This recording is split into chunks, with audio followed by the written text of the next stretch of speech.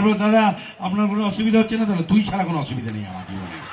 তো যাই হোক, এই যে মানুষ আপনারা ভালো, আপনারা বলছেন যে ভালো হচ্ছে, এটা তো আপনাদের সত্যি কথা, আমি বুঝতে পারছি আপনাদের ভালো লাগছে।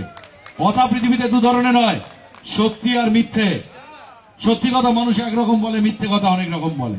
কিরকম মিথ্যে কথা কত রকম হয় বলার চেষ্টা করছি। একটা হচ্ছে ট্যাকটিক্যাল মিথ্যে কথা, লোকে বাসে যেতে, ট্রামে যেতে, ট্রেনে যেতে, অটোয় যেতে, টোটোয় যেতে, প্লেনে যেতে এই মিথ্যে কথাটা বলে দেয়, যাকে বলছে তার সাথে আর কোনোদিন দেখা হবে না। কিরকম, ধরুন কাউকে বললেন দাদা আপনার চেহারা তো খুব ভালো, বলে এখন আর কোথায়, আগে আমার এত বড় চেহারা ছিল।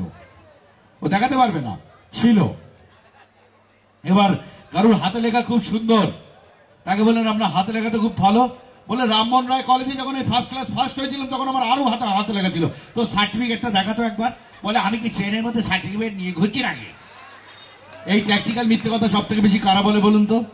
মেয়েরা। ও বাবা, এই ছড়াগুলো মেয়েদের উপর খুব রাগ দেখছি। এসব প্রেমে ব্যর্থ হয়েছে আমার মতো, আর কিছু আছে বিবাহিত আমার মতো চলে পড়ে মরছে। কোন মেয়েকে যদি বলো দিদি আপনার মাথার চুল তো খুব সুন্দর, বলে এখন আর কোথায়, বাবার বাড়ি থাকার নেই অব্দি ছিল, বিয়ে হওয়ার পর সব পড়ে গেছে। সে কি বলে, হ্যাঁ আমাদের পুকুরের জল খুব খারাপ, আমাদের তো আমার বাড়ির পুকুরের জল। বলে আপনার তো এক পাড়ায় বিয়ে হয়েছে, একই তো গ্রামে।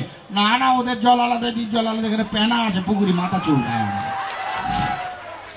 আর মিথ্যে কথা বলা মানুষ কবে থেকে সব থেকে বেশি চালু করেছে? যবে থেকে মোবাইল এসছে। আছে এক জায়গায়, বলছে আরেক জায়গায়, খাচ্ছে এক জিনিস, দেখাচ্ছে আরেক জিনিস, বাড়ি ভর্তি অশান্তি, সেলফি, হ্যাপি।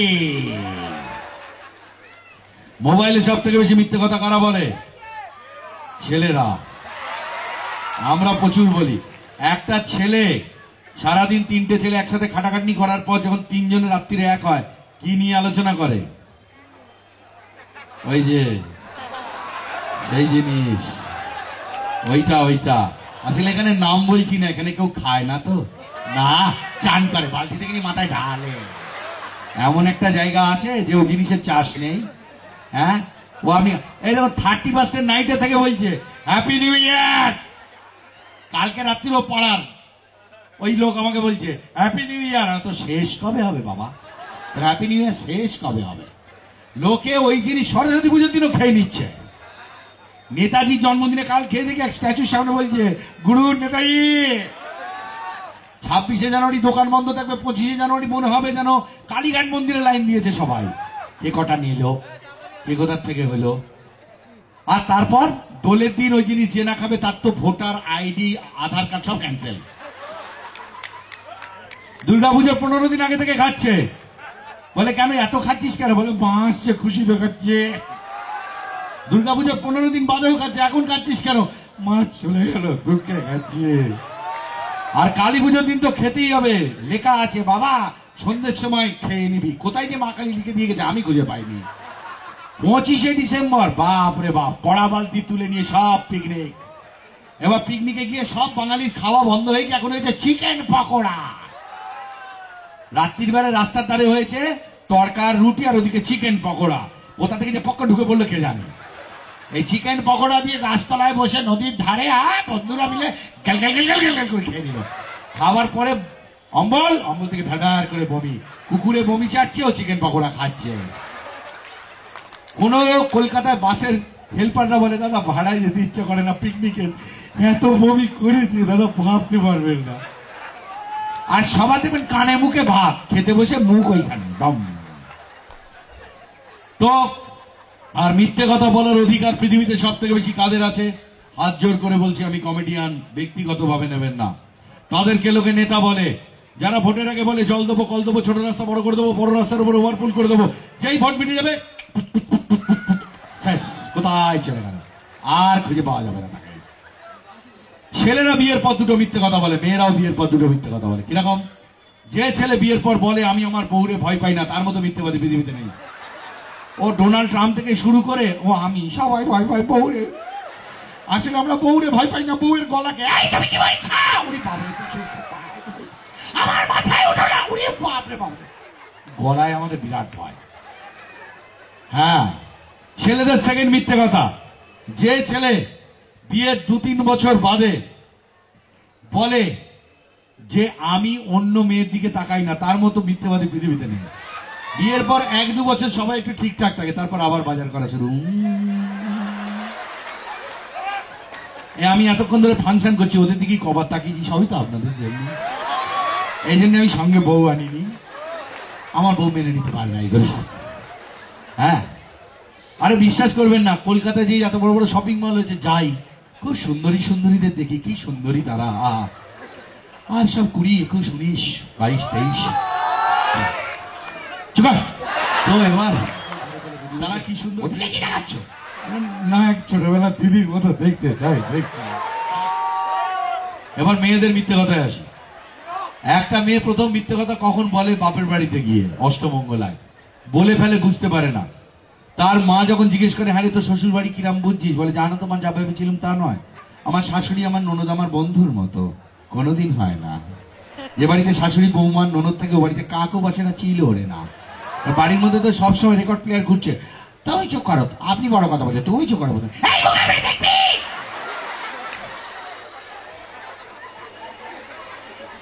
তাই না? থাকেন তো পাড়ায়, নিজের বাড়িতেও তো বোঝেন। এবার মেয়েদের সেকেন্ড মিথ্যে কথা, যে মেয়ে বলে বিয়ের পর আমি পরচর্চা পরনিন্দা পছন্দ করি না, তার মতো, এমনি মেয়েরা যারা বলে আমি পরচর্চা পরনিন্দা পছন্দ করি না, তার মতো মিথ্যেবাদী পৃথিবীতে নেই। 3টে মেয়ে এক জায়গায় বসে গল্প করবে, তো একটা মেয়ে ওদের জন্য জল আনতে যাবে, দুজনের পিন্ডি ওখানে চটকে দেবে। বেশি বেশি আবার ও শাড়ি কিনে কিন্তু আঁকাচ্ছে দিদি, আমি কেন শাড়ি পরি না, ও দাদা গাড়ি কিনতে আমি কি করবো? এবার ফিরে এলো, কি কথা হচ্ছে? তোমার কথাই হচ্ছিল, তোমার শাড়িগুলো খুব ভালো, তোমার দাদা গাড়ি কিনতে শুনে খুব ভালো লেগেছে। যারা এখানে বসে ফাংশন দেখছে না, কাল সকালে একজন আরেকজনকে বলে, বাবা মন্ডল বাড়ির বউটা বিশ্বনাথকে থেকে হেলে পড়ছিল গায়ে পড়া কথা। তো থ্যাংক ইউ। আর একটা জিনিস আবিষ্কার করেছি, যার বর যাতে কাজ করে তার বউ কিন্তু তাই বলে তার বরকে শাসন করে। কিরকম? যার বর ধরুন কুমোর, তার বউ বলে তোর হাড়ি আমি ফাটাবো। যার বর কামার, তার বউ বলে তোর হাঁপড় টানবো দেখবি। যার বর ডাক্তার, তার বউ বলে প্রথম ইঞ্জেকশন দেবো, তারপর স্যালাইন দিয়ে মেরে দেবো। তাহলে আমার বউ কি বলবে? বাড়ি এসো, তুমি ভিলেন আমি হিরো, মারপিটের শুটিং এইখানে। তোর বিয়ে হয়েছে? আয় তোর সম্বন্ধ দেখে দিচ্ছি। আরে হুগলি জেলা ভালো জেলা, তোর আলু কিনে খেতে হবে না কোনোদিন। ওর যখন বউ হবে, খুব কচি ছেলে, 3বার প্রেমে ধাক্কা খেয়েছে। চুল রং করেছিস? 5 বার? বাবা, তোর তো পাণ্ডবদের দলে চলে যাওয়া উচিত। রামায়ণে মহাভারতে পাণ্ডবদের দলে যাওয়া উচিত। ও 5 বার ওই চেয়ারে নাকি 5 বার প্রেমে ধাক্কা। আমি হলে তো এতক্ষণ হতে এনআরএস হসপিটালে শুয়ে থাকতাম। ওর বউ বলে বলবে কাঠি দুটো নিয়ে বাড়ি এসো, তোমার বাজানোর জিনিস আমি দেখছি। আজ আমার ভাই ঢোল নিয়ে বসে আছে, ওর মাথার উপরে কে পানের পিক ফেলেছে, দেখুন রং হয়েছিল। ও এরকম ওর বউয়ের কোলে পড়ে থাকে, ওর বউ বাজায় তুম তুম তুম তুম, অর্গান বাজাচ্ছে যে ভাই, ওর বউ বলে তোর পিঠের রিডে বাজাবো আমি। আর গিটার খুব খারাপ কথা শুনে। তোর বিয়ে হয়নি? তোর আর হবেও না, তোর বয়স চলে গেছে। কত বয়স হলো তোর? তোর 20? এতটা হাইট তোর 20 বছর ধরে? তাই ওই যে অনেক মেয়ে তোর দিকে তাকাচ্ছি, দেখ হালকা দিকে তাকা। তো ওর মধ্যে কিন্তু সিঁদুর পড়াও আছে, সাবধান। ওর বউ বলবে আয় তোর তারটা টেনে ছেড়ে দিয়ে আয়। স্যাক্সোফোনের বউ তো আমার সাথে অনুষ্ঠান করাই ছেড়ে দিয়েছে। স্যাক্সোফোনের বউ বলে তোর ফুঁদো এমন জায়গায় হাওয়া অন্য জায়গায় বেরিয়ে যাবে। তোর বিয়ে হয়েছে? বাবা কি লজ্জা! বিয়ের কথায় ওরা তো লজ্জা হলো কি করে? কেন তুই কি শুনেছিস? ওই দেখো মুখ দেখাচ্ছে না, মার আলো মার মুখে আলো মার। বিয়ের কথা বলেছিস কেন তো লজ্জা পাচ্ছে? কেন তুই কি শুনেছিস? তোর বন্ধুরা গল্প করেছে? তাহলে কারোর বাড়ি দরজা খোলা ছিল, ঢুকে পড়েছিল। ওর বউ ওকে বলবে বেশি আওয়াজ করো না, তোমার ভলিউমের নবাবই করিয়ে দেবো। থ্যাংক ইউ ভেরি মাচ, খুব ভালো লাগলো বন্ধু। আবার দেখা হবে আপনাদের সাথে। অসম্ভব ভালো একটা পরিবেশ, সব জায়গায় পাই জানি না। ধন্যবাদ এখানে যারা আমাকে নিয়ে এসছে। লিস্ট বলো তো। একটাই শুধু কথা, আমরা একদিন ধর্মের ওপরে উঠব, ধর্মের ওপরে। কোন ধর্ম আলাদা করে হয় না, একটাই ধর্ম মানুষ। আমি বিশ্বাস করি না অনেক ভালো থাকি, সারা পৃথিবীতে ঘুরতে পারি। কিছুদিন আগে আবুধাবি গেছিলাম, বুকটা ভরে গেল। তখন ঈদ চলছিল, আমি ভাবলাম যাক, তার কাছে অব্দি তো ঘুরে গেলাম। একবার বড় হোক, মনটা করে দেখবেন ধর্ম কিন্তু কিচ্ছু নয়, মানুষের সাময়িক বিশ্বাস। মোহাম্মদ রফির কথা বলবো, এত ভজন গেয়েছে যে কোনো হিন্দু আর্টিস্টও এত ভজন গাইতে পারেনি।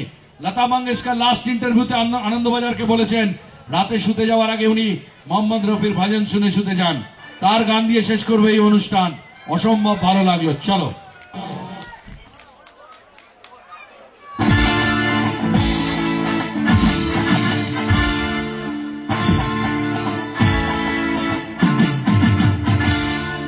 बदन पे सितारे लपेटे हुए और जाने तमन्ना किधर जा रही हो।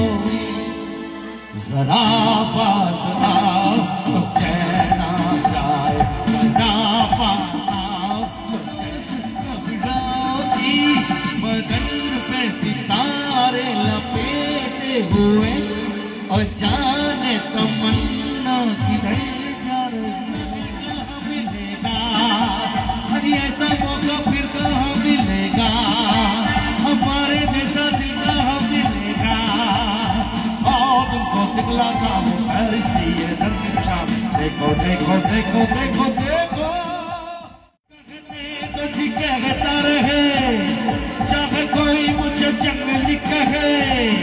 कहते तो ठीक कहता रहे, हम प्यार के तूफानों में गिरे हैं, हमको क्या करे। चाहे कोई मुझे चंगेली कहे।